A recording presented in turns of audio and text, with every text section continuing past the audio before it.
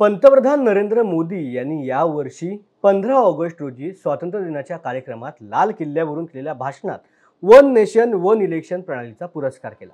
ते म्हणाले की देशामध्ये वारंवार होणाऱ्या निवडणुका विकासाला खीळ घालतात। वन नेशन वन इलेक्शनसाठी देशाला पुढे यावे लागेल। देशाच्या प्रगतीसाठी देशामधील सर्व राजकीय पक्षांनी या दिशेने पुढे जाण्याचे आवाहन देखील त्यांनी केलं होतं।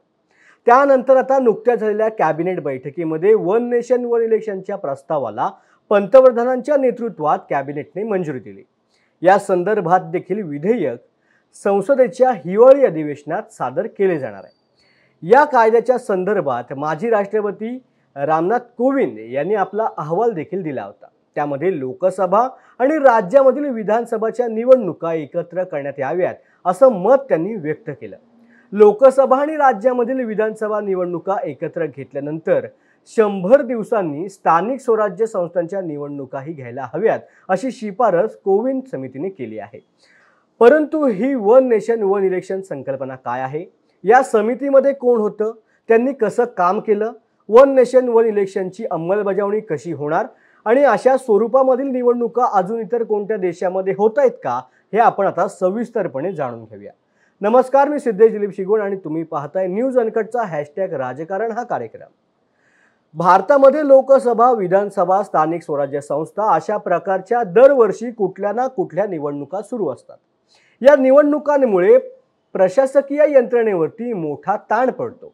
या एक देश एक निवडणूकमुळे हा ताण कमी पडेल असं अनेकांचं मत आहे।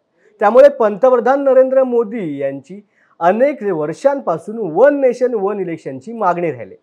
नरेंद्र मोदींनी 2014 पासून सगळ्या निवडणुका एकाच वेळी घेण्याची कल्पना ही मांडली होती। तेव्हापासून निवडणुका कशा खर्चिक असतात, त्यांच्यामुळे सरकारच्या तिजोरीवरती कसा ताण येतो, सरकारच्या धोरणांना कशी खीळ बसते, अशा तक्रारी देखील सुरू झाल्या। परंतु आता कॅबिनेट बैठकीमध्ये वन नेशन वन इलेक्शनच्या प्रस्तावाला पंतप्रधानांच्या नेतृत्वात मंजुरी देण्यात आली। सुरुवातीला आता पाहूयात की वन नेशन वन इलेक्शन म्हणजे नक्की आहे तरी काय। तर वन नेशन वन इलेक्शन म्हणजे देशभरामधील होणाऱ्या निवडणुका एकत्र म्हणजेच एकाच वेळी घेणे। यात सार्वत्रिक निवडणूक म्हणजे लोकसभेची निवडणूक, विधानसभा निवडणूक आणि स्थानिक स्वराज्य संस्था अशा सगळ्या निवडणुका एकत्रितपणे घेण्याचा प्रस्ताव ठेवण्यात आला आहे। आता महत्त्वाचं म्हणजे बहुचर्चित वन नेशन वन इलेक्शनच्या समितीमध्ये कोण होतं आणि त्यांनी कसं काम केलं। माजी राष्ट्रपती रामनाथ कोविंद या समितीचे अध्यक्ष आहेत। केंद्रीय गृहमंत्री अमित शहा, राज्यसभेचे माजी विरोधी पक्षनेते गुलाम नबी आझाद, 15व्या नीती आयोगाचे अध्यक्ष NK सिंग यांच्यासह एकूण 9 जणांच्या समितीचा समावेश आहे। या समितीने जवळपास 65 बैठकांमध्ये चर्चा करून अहवाल तयार केला। 191 दिवसांमध्ये समितीने 65 बैठका घेतल्या। समितीने 16 भाषांच्या 105 वृत्तपत्रांमध्ये याबाबत जाहिराती दिल्या आणि लोकांच्या सूचना आणि हरकती मागवल्या। त्यानंतर विश्लेषण देखील करण्यात आलं। त्यात 21,558 नागरिकांनी वेबसाईट, ईमेल आणि पोस्टाद्वारे चर्चा केली। तसेच भारताचे 4 माजी सरन्यायाधीश, सुप्रीम कोर्टाचे 1 माजी न्यायमूर्ती, उच्च न्यायालयाचे 12 माजी न्यायमूर्ती, 4 माजी मुख्य निवडणूक आयुक्त, 8 राज्य निवडणूक आयुक्त यांच्याशी समितीने चर्चा केली। तसेच अर्थतज्ञ, राजकीय पक्ष, उद्योजक यांच्याशी देखील चर्चा करण्यात आली। तसेच माजी राष्ट्रपती रामनाथ कोविंद यांच्या समितीने या संदर्भात 62 राजकीय पक्षांशी संपर्क केला। 47 राजकीय पक्षांनी याबाबत आपली मतं देखील मांडली। त्यापैकी 32 पक्षांनी त्याला पाठिंबा दर्शवला तर 15 पक्षांनी विरोध केला। आता या संदर्भात विधेयक देखील संसदेच्या हिवाळी अधिवेशनामध्ये सादर केलं जाणार आहे। जर बहुमताने हे विधेयक मंजूर झालं तर 2029च्या निवडणुका वन नेशन वन इलेक्शन पद्धतीने घेतल्या जातील। पण महत्त्वाचं म्हणजे वन नेशन वन इलेक्शनची अंमलबजावणी कशी होणार। माजी राष्ट्रपती रामनाथ कोविंद यांच्या अध्यक्षतेखाली समितीने 18,500 पानांच्या या अहवालात लोकसभा आणि विधानसभा निवडणुका तसेच नगरपालिका आणि पंचायत समिती निवडणुका घेण्यासंदर्भात शिफारसी केल्या। या समितीने 2 टप्प्यात एकाच वेळेला निवडणुका घेण्याचं सुचवलंय। पहिल्या टप्प्यामध्ये लोकसभेसोबतच सर्व राज्यांच्या विधानसभा निवडणुका घ्याव्यात। दुसऱ्या टप्प्यामध्ये नगरपालिका आणि पंचायत समितीच्या निवडणुका घ्याव्यात। लोकसभा आणि विधानसभा निवडणुका संपल्यानंतर 100 दिवसांच्या आत नगरपालिका आणि पंचायतीच्या निवडणुका घ्याव्यात। यासाठी संविधानामधील अनुच्छेद 82A जोडण्याची सूचना समितीने केली। अनुच्छेद 82A जोडल्यास लोकसभा आणि विधानसभा निवडणुका एकाच वेळेला होऊ शकतात। अनुच्छेद 82A जोडले गेले आणि त्याची अंमलबजावणी झाली तर लोकसभेच्या कार्यकाळासह सर्व राज्यांच्या विधानसभांचा कार्यकाळ संपेल। म्हणजेच 2029 पूर्वीच हे अनुच्छेद लागू झाल्यास सर्व विधानसभाचा कार्यकाळ 2029 पर्यंत असेल असं सांगितलं जात आहे।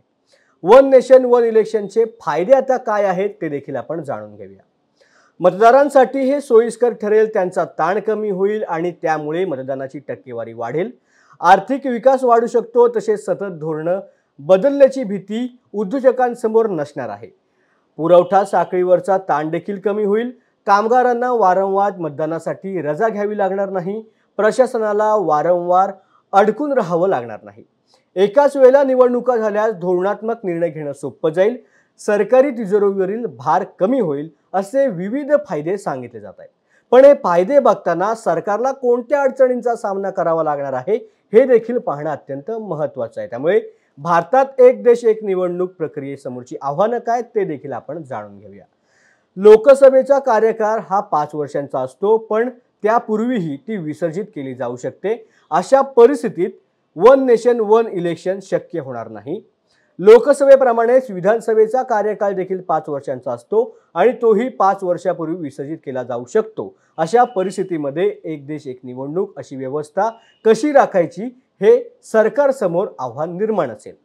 सध्या देशामध्ये लोकसभा आणि विधानसभा निवडणुका स्वतंत्रपणे घेतल्या जात आहेत, त्यामुळे मर्यादित संख्येत ईव्हीएम आणि व्हीव्हीपीएट मशीन्स आहेत।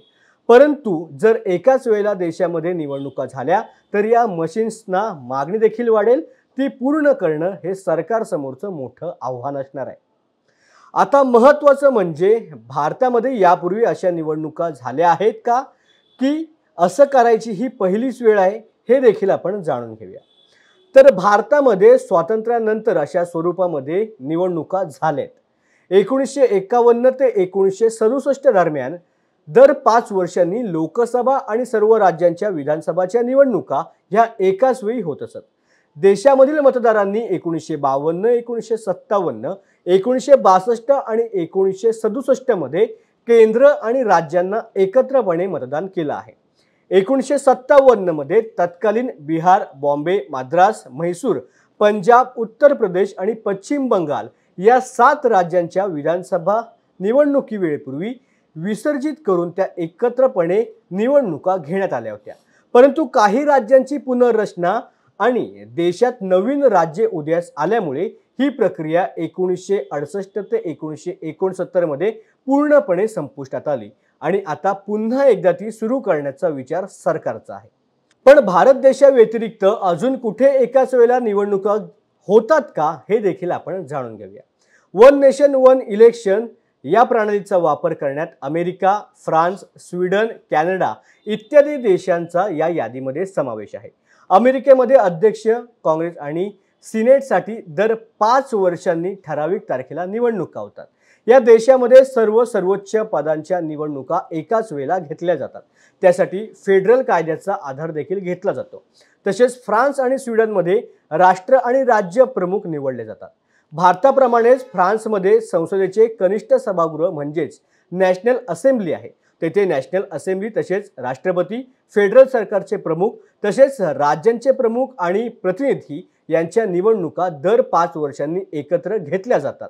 स्वीडिश संसद आणि स्थानिक सरकारच्या निवडणुका दर 4 वर्षांनी एकाच वेळी होतात। या निवडणुकांसोबत नगरपालिका आणि जिल्हा परिषदांच्या निवडणुकाही एकाच वेळेला घेतल्या जातात। कॅनडामध्ये हाऊस ऑफ कॉन्सलच्या निवडणुका दर 4 वर्षांनी घेतल्या जातात। केवळ काही प्रांतांमध्ये फेडरल निवडणुकांसह स्थानिक निवडणुका त्या ठिकाणी घेतल्या जातात। त्यामुळे आता भारतामध्ये एक देश एक निवडणूक सुरू करण्यासाठी केंद्र सरकारला विधेयक आणावं लागेल आणि महत्त्वाचं म्हणजे हे विधेयक घटना दुरुस्ती करणार असल्यामुळे सरकारला संसदेच्या 2/3 सदस्यांचा पाठिंबा मिळाला तरच ते मंजूर होईल।